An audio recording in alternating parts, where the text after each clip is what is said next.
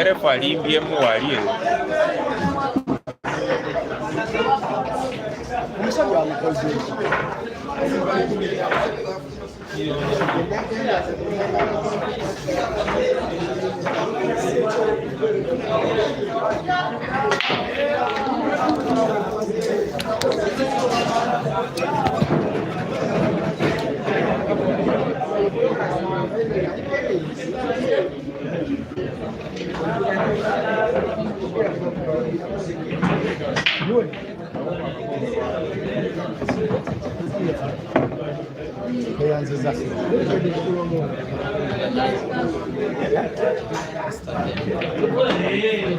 Vendrá muy bien, ¿no?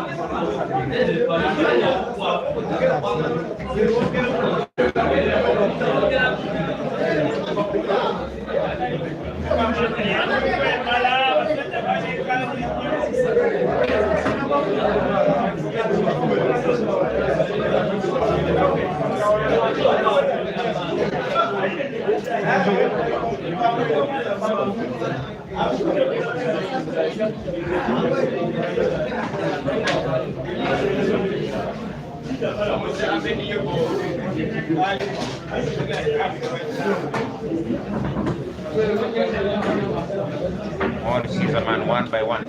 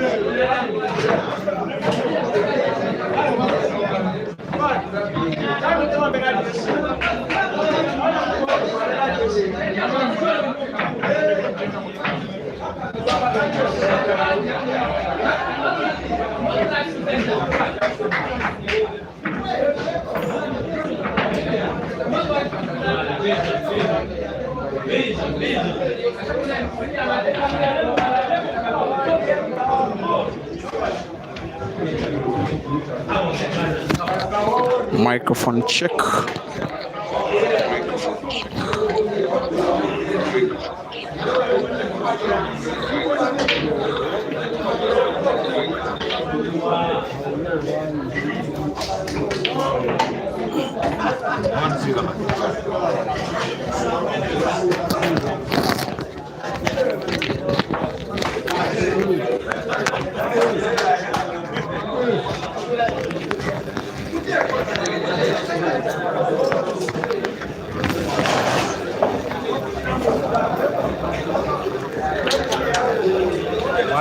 One by one.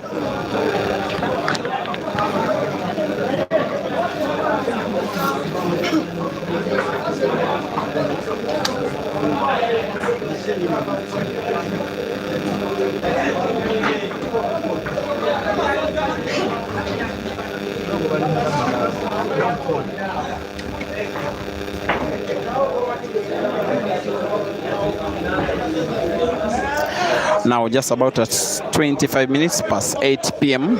today, Sunday, 28th of September 2025, here at the city's Pool Arena in Kampala. Two semi-finals happening both at the same time on two close tables to each other in this 64-man competition that has been happening throughout the course of the weekend. It has been 64 players, 60 are now out.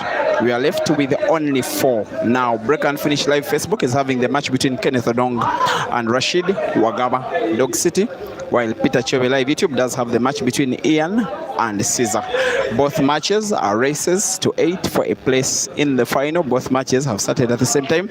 Both matches are going in pretty much the same time, and both matches have 2 1 score lines. It is Kenneth Odong leading against Dog City by 1 frame to nil. It is Ian Kazibwe leading against Caesar, sorry, by 2 frames to 1, not 1-0. Both matches Ian and Odong are leading by 2 frames to 1. And to present you the action in audio and video, my name is Simon Peter Chobi.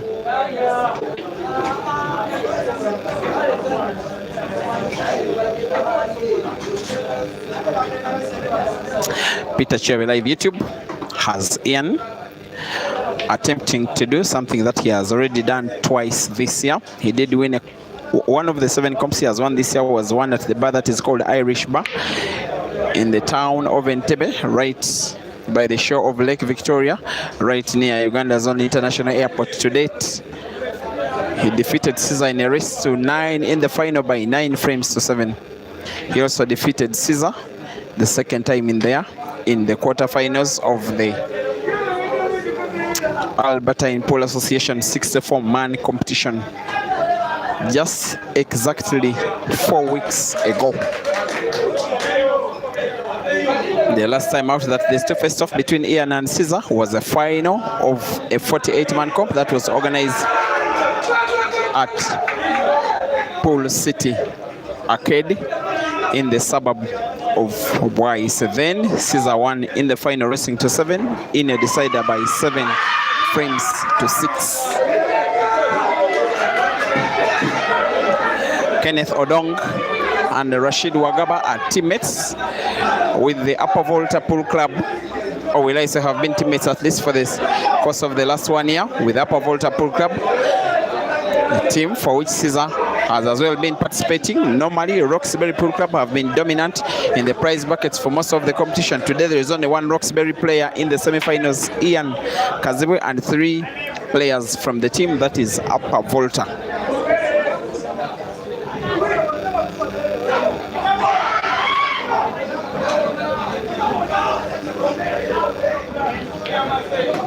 Odong Kenneth in the meantime leads by 3 frames to 1.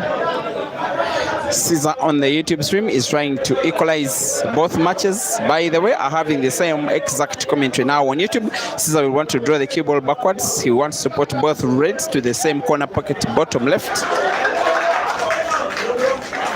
which he surely will, and wants to draw the cue ball as close as possible to the black with the backspin. He has done so quite neatly and quite effectively. Caesar 2 and Ian 2, Odong 3, Dog City 1.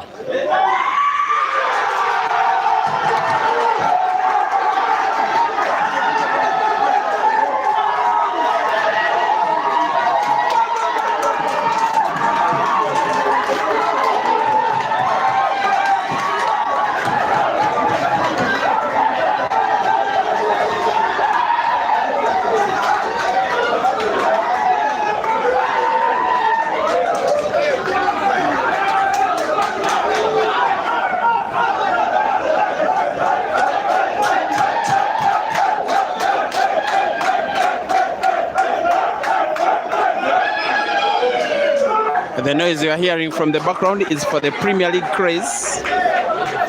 There is an ongoing big football match between Arsenal and Newcastle. Uganda is dominated mostly by fans of Arsenal, and Manchester United having a lot of banter between themselves. So I can look at the screen, and in the 96th minute, match was 1-1, and Arsenal has just headed in an equalizer through Gabriel Magalhaes. Away from the football and onto the pool table, 2-2 between Caesar and Ian, 3-1 between Odong and Dog City.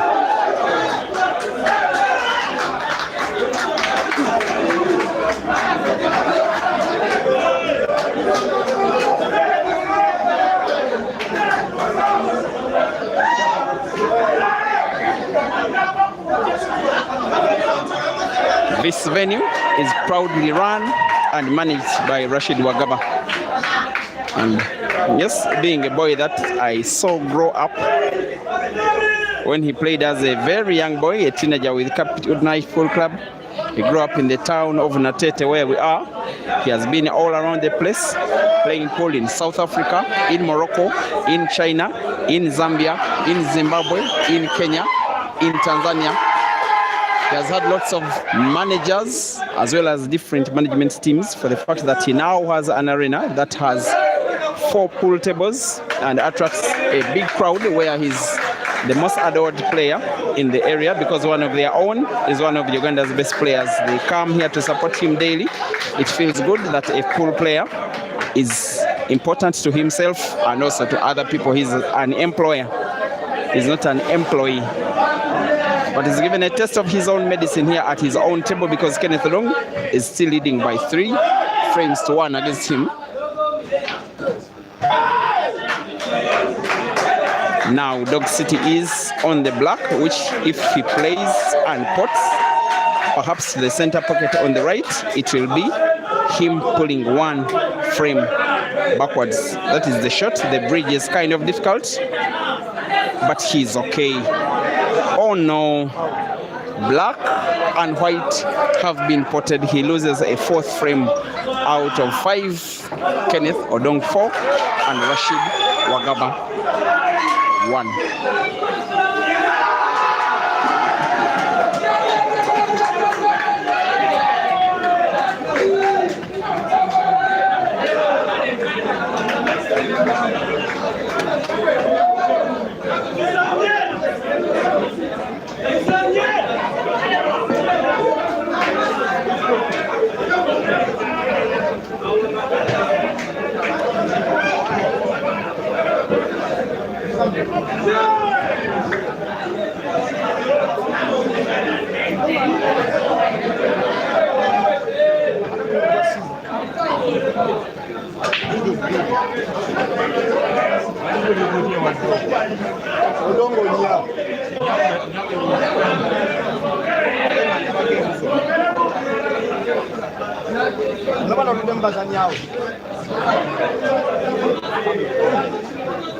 Uno yenyewe ye kamera.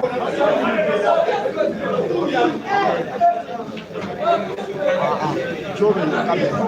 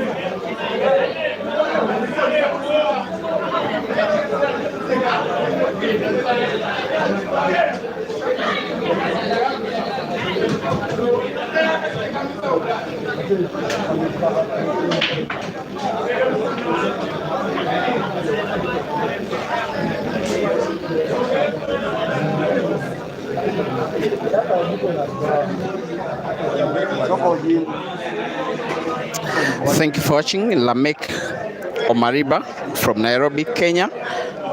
Poro Zandu must be somewhere in South Africa or anywhere within the Southern African region. Profile J also watching the Facebook stream, just as is Morgan, Montanga, and Mosaka. We are asking who eliminated Joseph Kasozi. Kasozi registered but sadly did not participate and lost by walkover.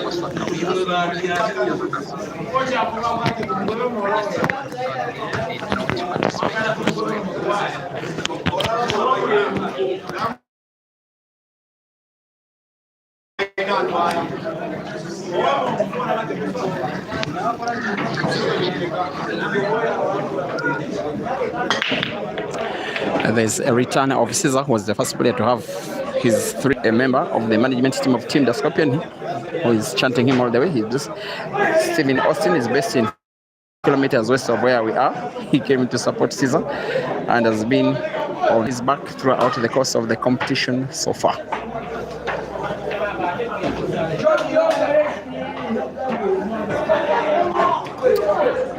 Masakawie, you seem to insinuate that Kenneth Odong is the smartest player today. He looks more neat, way more neat with shortened hair than when he has long hair. So probably that one will be his new hairstyle, shorten it as short as possible. And donning pure white top, given the fact that he has pure black skin, it is a very good color alternation. He's really playing well, a much better player against the venue owner in the semi-final. Now Odong is on the verge of perhaps winning a fifth frame. He also cut the black sharp, also has to be careful with the cue ball. Has a little bit of spin effect on the cue ball, pots the black. White at the end of the day is safe, and now Mr. Kenneth Odong grabs a 5-1 lead in the semi-final.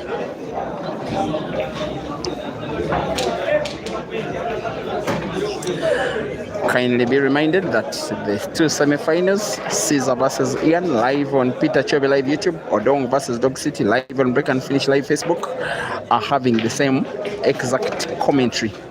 We shall then have the final between the winner of those matches. The final shall be both on Facebook and YouTube, respectively.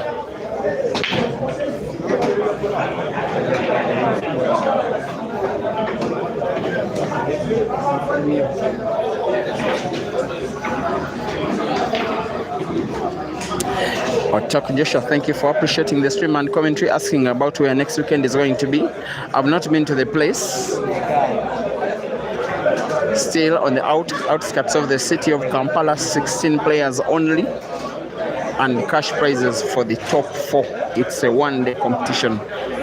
Then the other comp shall be played the following weekend at Roxbury in Kampala. 32 players in the men and 8 players in the ladies. That one will be played over the space of 2 days.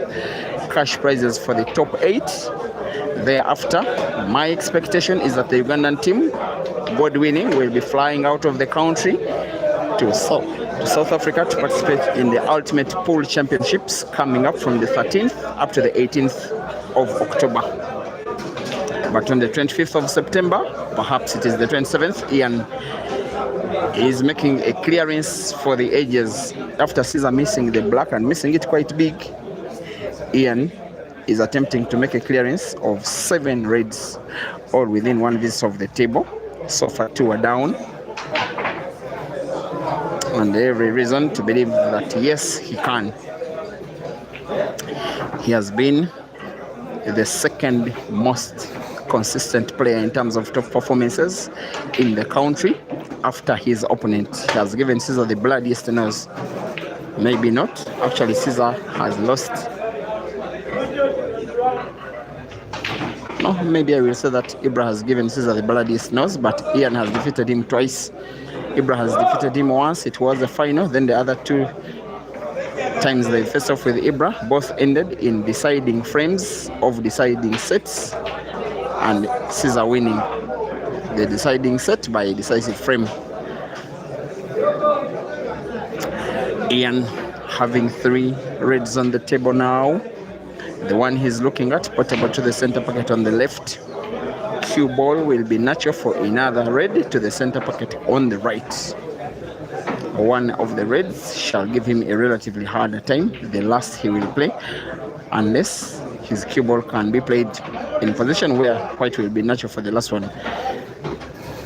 Now, if he's to get himself natural white for the last red, maybe he may want to put the red he's looking at not to the center pocket, but instead to the corner pocket bottom right. Better still, put it to the center pocket on the right, the cue ball bouncing off being played with topspin bouncing off the bottom cushion and moving back towards the top end of the table such that he can put both to the same center pocket. That's what exactly he has done and has done with pinpoint accuracy. Mr. Ian Kaziwe, who in my opinion nowadays has one of the most lethal left hands on the African continent, gets to win the frame. I am assuming black will be portable with ease. He does gain his lead after winning the first two, losing the next two. Ian Kaziwe is back in front and leads against Cesar Chandiga by 3 frames to 2.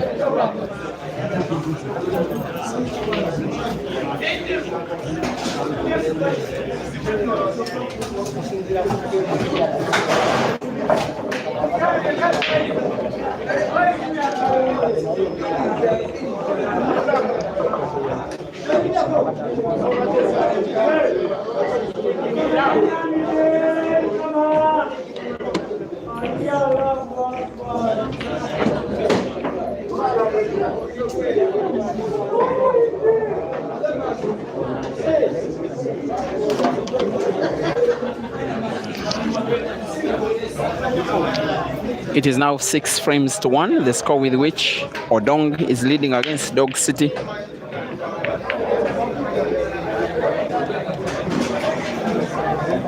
The venue director, venue owner, boss of the venue. I like his organization abilities. He surrendered all of his powers to other people. He has not been calling players to the table. He has only been restricted to playing, and I like that kind of professionalism. Sometimes when players are involved in tournament organization, they also like to involve themselves in decision making, which in my opinion doesn't make sense when the player also is having an interest in trying to win the competition. For Dog City, I love the professionalism, but Kenneth Odong will not mind his professionalism. He will want to win 2 more frames and then kick the director out of the competition at his own home venue.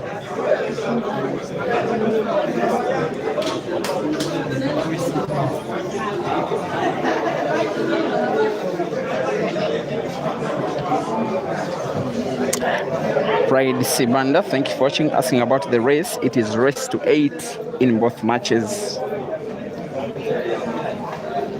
Abakaninga, you are not happy with Odong's choice of risky shots. Well, everything he's risking so far is paying out. Rotondwa Cyril Matele, you are watching from South Africa and you're a fan of Aiden Joseph. Thank you for watching. Hopefully I get to stream a match involving Aiden Joseph in the course of next 3 weeks.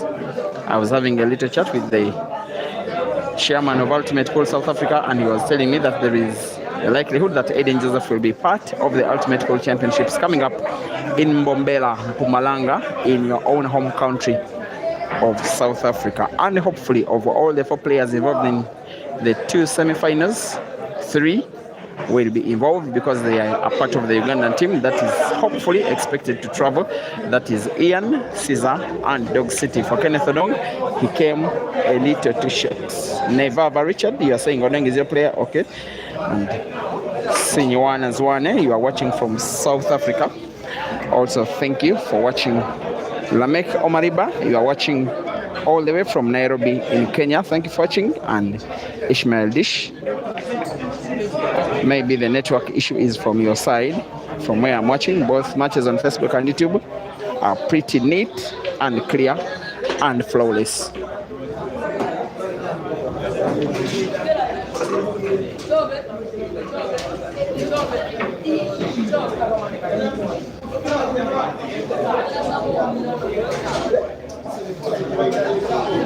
Fabio Roger, thank you for watching. Sydney Nakubaya, you are asking if Caesar is still playing African Black Boy. Yes, he is. I'm part of a WhatsApp group I was added to a WhatsApp group of his fans. They were arguing earlier in the week that Caesar should quit Black Ball and focus on Heibo, because his concentration on Black Ball gives him little chance of shining in Heibo, especially most of the time when he gets to China, and yet Heibo gives the best reward. And he appreciated the concerns, but says Black Ball has been a big blessing to him. Rather than specialize in Heibo, he wants to diversify even the more, play Black Ball play hay ball as well as venture into 9 ball. And I'm certain that Director Kim, his boss, director of the ATA, was listening to him. And I know that we'll make sure that Caesar plays 9 ball. Now this one will most likely be an equalizing frame for the Scorpion. He will want to put the last yellow to the corner pocket on the bottom right, black to the center pocket on the left. There he goes. Ian knows the frame is gone away from him. Caesar 3 and Ian 3.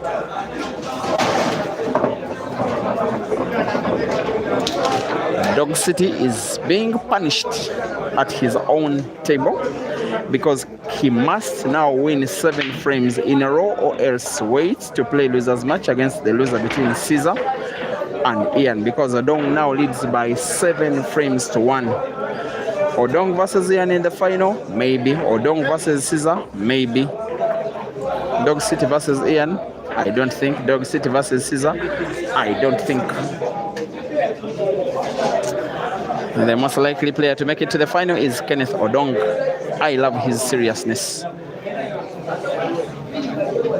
He's a very, very, very talented player. Just that this year he hasn't been consistent. Most of the competitions he has been defeated in 2nd, 3rd, 4th round, very hardly reaching the prize bracket. This tournament presents his best performance, in my opinion, this year so far.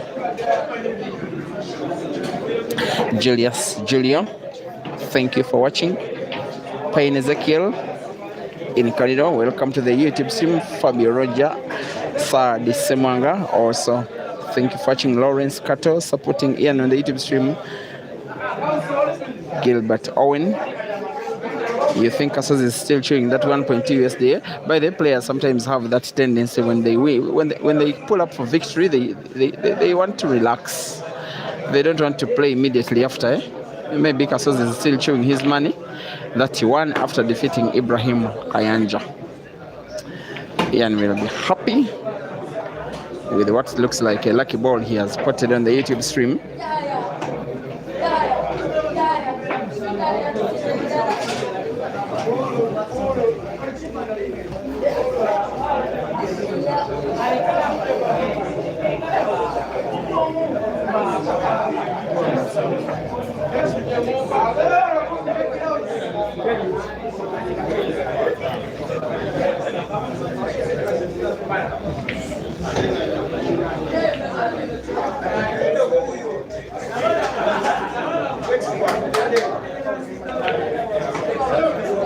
By the way, Ian and Caesar are very good friends. They go go along so well with each other, but how they like to take each other on very seriously. I just like the competitive edge against them, taking nothing personal, but not losing the friendship on the table.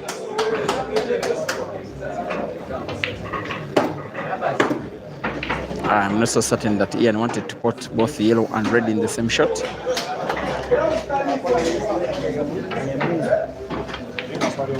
While the Facebook stream has Dog City fighting to eat crumbs that are falling off the table of Kenneth Odong.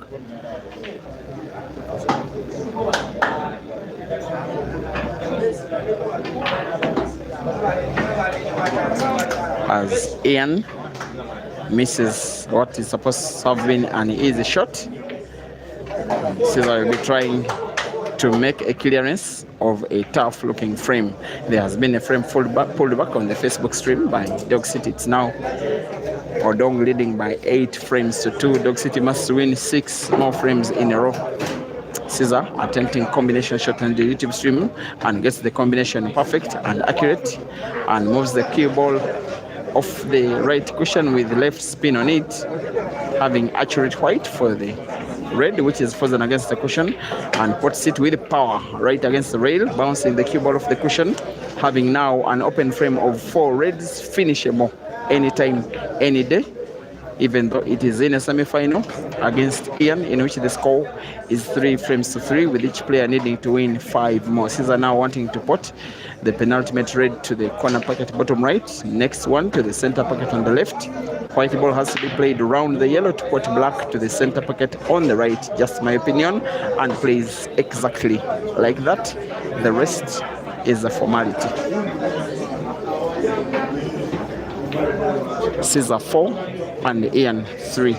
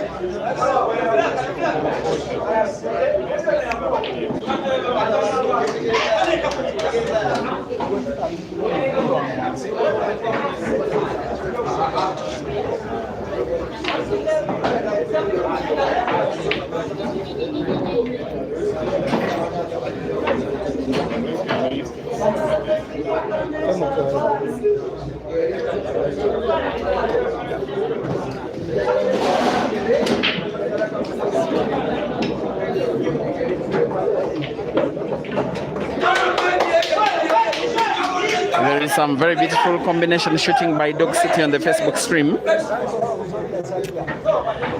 I just feel for him, maybe waking up, trying to do too little, too late.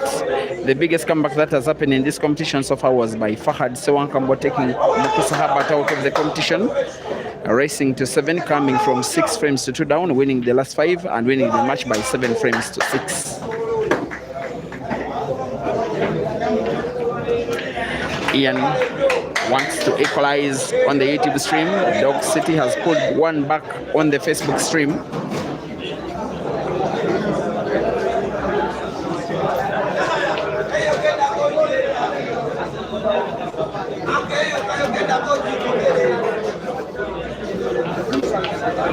In offensive motion is Ian. He's not happy with his cue ball, so close to the red, almost impossible to put it anywhere on the table. Also not easy to play defense. But his only choice, in my opinion, is try and play defense. Wants to play red off cushion to put it to the center pocket on the left where he's having his body. It would be something if he pulls it off, but he will try off cushion, finds red, but doesn't pot.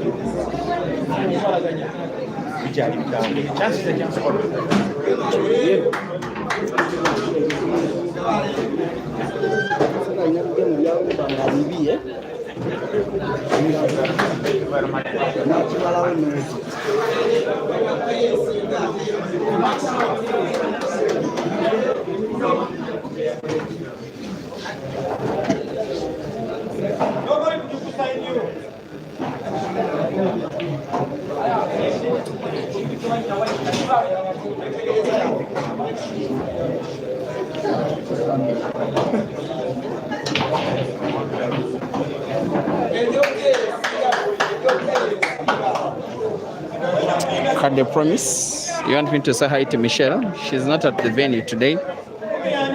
Rotunda Cyril Matele. You say Herbert, you're asking if Herbert Muksa is traveling with the team to South Africa. You say you want a money match between him and Ethan Chetio Tasnim. Herbert is the size of Ryan Williams. Yeah, Ryan. There's an effort on going to have him on a flight. Romano World Limited, thank you as well for watching on the Facebook stream, where Dog City is on 3, Kenneth Odong on 7, and Dog City has played one of the better shots that have been played in the match, having the easiest black to put to the corner pocket bottom left for him to win a 3rd frame straight in the match. Dog City 4 and Odong 7. Still a long, tough way to go.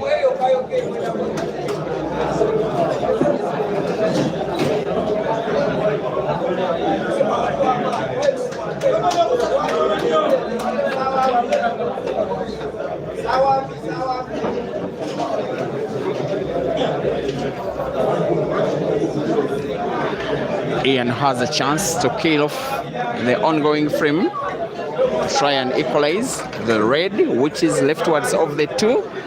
Once spotted to the corner pocket on the left, can give him a chance to connect the cue ball into the red. That is behind Cesar Yellow at the corresponding corner pocket bottom right, but has to avoid contact between white and black. He also has to be on target. He's on target, no contact between white and black, and the shot is played with bravery and skill and eloquence and accuracy. That is the might of the guy that has the most lethal left hands in the business today. His mission now, Ian, perhaps is to roll the red to the same corner pocket. He has just combined yellow bottom right. White ball will, however, not be natural for black. He may have to play the cue ball with power, bouncing the cue ball off 3 cushions at the right and the top end of the table. 1, 2, misses the 3rd cushion and gets himself snookered, at least partially. He may want to play off cushion. He may want to carve the cue ball round the yellow to find the black. Either way, not easy. And yet he must not only find the black but also put it, or else Caesar will most likely be finishing off the frame. There comes the curve. Must shot. White will be curved around the yellow, finds the black, but doesn't put. Good enough for him. He plays it a little bit dead. While on the Facebook stream, there is chance for Kenneth Odong to take Dog City out of the competition once and for all, wanting to put yellow to the corner center pocket on the right, cue ball bouncing off the top cushion. Odong is snookered.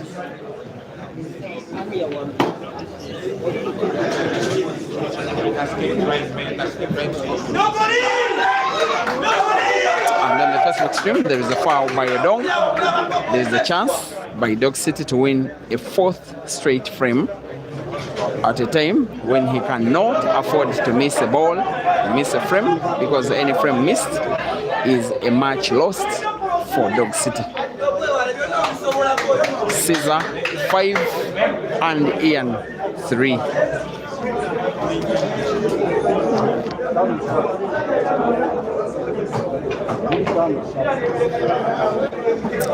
Rotunda Cyril Matele, you want me to tell Dog City that Pilar Mazambani is waiting for him in South Africa so that the marriage continues? You guys, do you want Dog City first to kill Pilar? I'm kidding. But I think it has been 4 victories, if I'm not mistaken, for Dog City over Pilar, and if not 3. Dog City did defeat Pilar twice in Kenya, once in Zambia.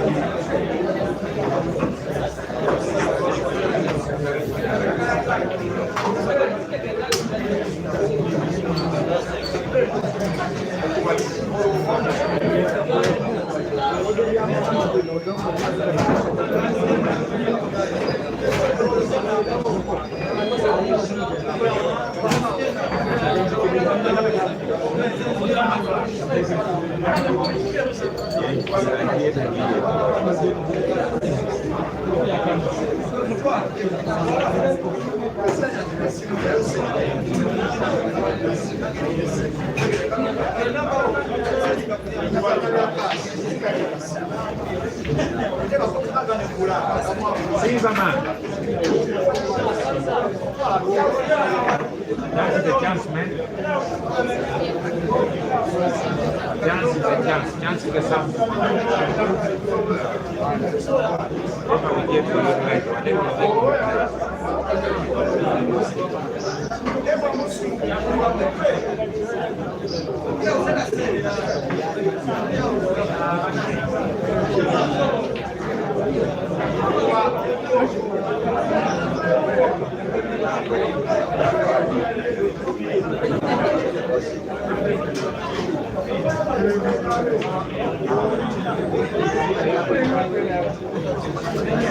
now what? Now what, man?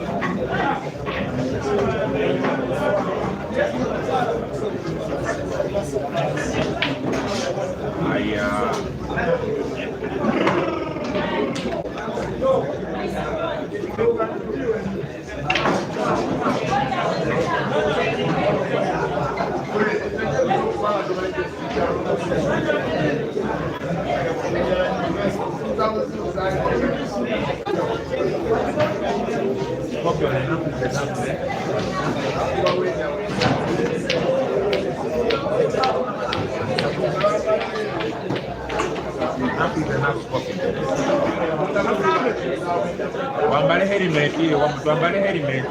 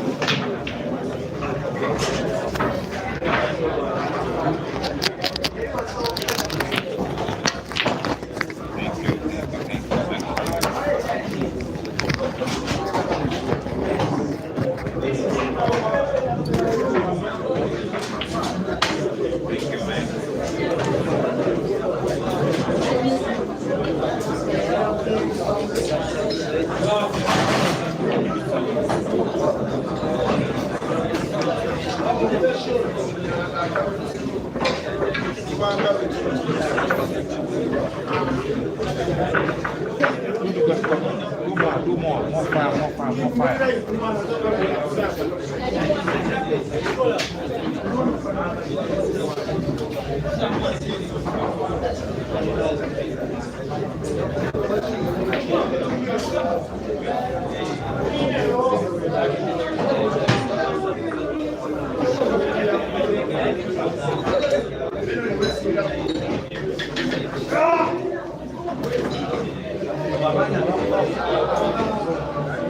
Oh, yes.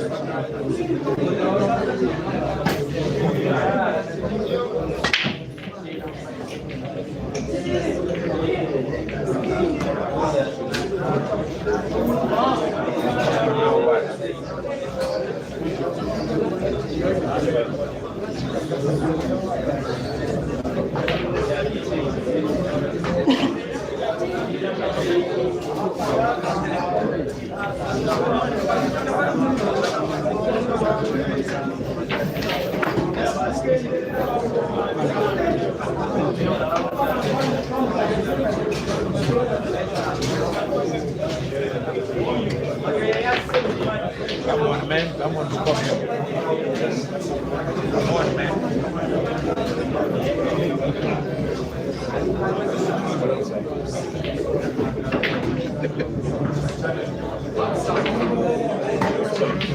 Come on, Scorpion, man.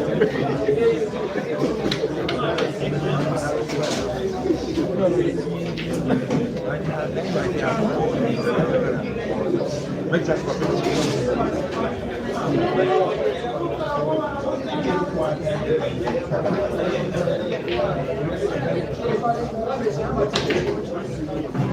Utilize, utilize.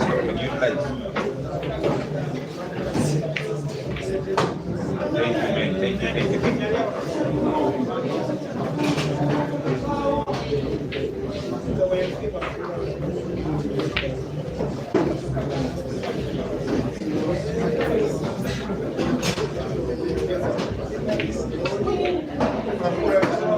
Make sure, man.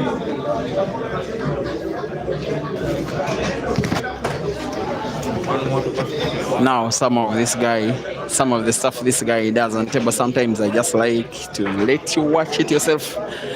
Sometimes I even think speaking as you watch is an interruption to you watching world-class stuff. That frame has been played at top-notch level. The Scorpion is within one frame of yet another final. How many times does he reach the final? How many times does he win tournaments? How many times is he part of the very last moves of competition? Chandiga Caesar 7, Ian Kazigwe 3.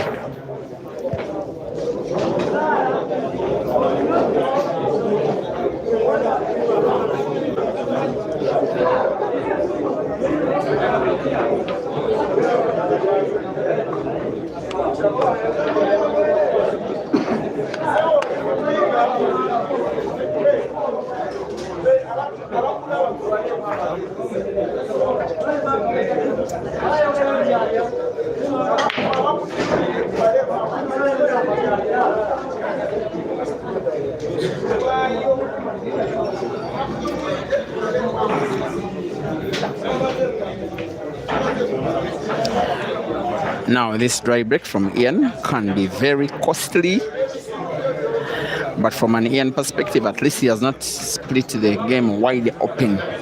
If Caesar is to stand chance of finishing the frame by reverse dish, he may have to pot a ball and then use the cue ball to open up the table by playing it with power into the balls that are clustered around the black near the black spot.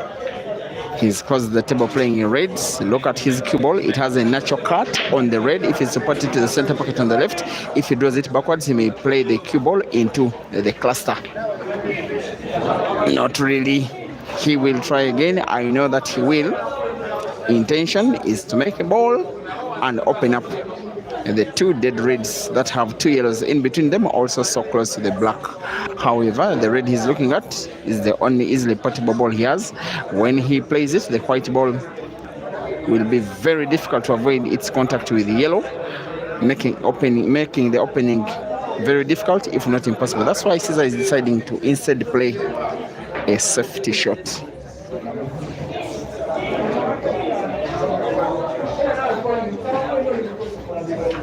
Pine Ezekiel, thank you for watching in Bolisa. Moses Carlos, Pius Moganga, Fabio Roger, Vicente Renato. You want to see a match between Ginte and Ian?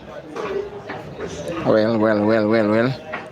In terms of performance in the last 2 years on the African continent. Ginty is way ahead of Ian, but this year seems to have been some kind of breakthrough for Ian. He was part of the team Roxbury that won the Ugandan National Pole League. Also, the Roxbury team did win the Keymasters International Championship with Ian named most valuable player of the competition. He has won 7 events, 7 tournaments like this one this year so far. I also want to think that he's probably not yet done. He also did win the selection qualifiers for the Uganda national team that is headed from Mpumalanga in South Africa for ultimate pole. He did win 1 international match. He has played 1 money match internationally against South Africa's Ishmael Mtetwa and won by 15 frames to 10 in Tanzania. So it's a very good year he's having, and it's not yet done.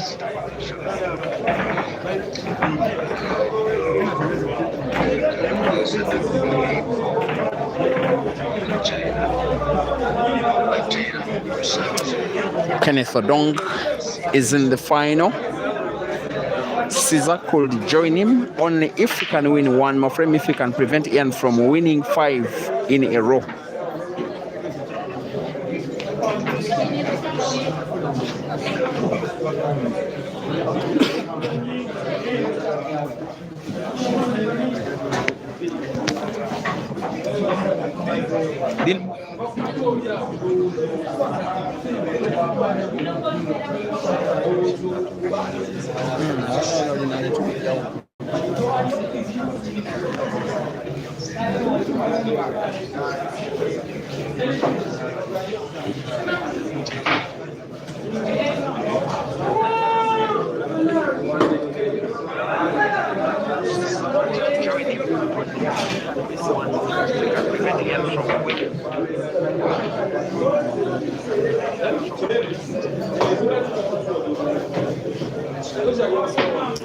Seemingly, this one is the last move of Caesar in this competition. Wanting to put red to the center pocket on the right, the second red to the corner pocket bottom left. He may want to play the cue ball at a position in between yellow and black. It could naturally give him chance to put black to the center pocket on the left. It is just my thoughts. And that's what he was trying to do. He has played the cue ball into the black, preventing its rightwards movement, but still can win the frame if he can put black to the diagonal corner pocket top right of the screen. There goes the black inside, and cue ball is safe. The Scorpion sails through. Yet again, how many times will he be playing in the finals? How many times will he be taking down his top opponents? And how many times will he be with more frames than opponents at the end of the match? Final score, Caesar 8 and Ian 3. Final next. See you then. Kade katutade kwe mboko buli we katusanga atukesa suze leero.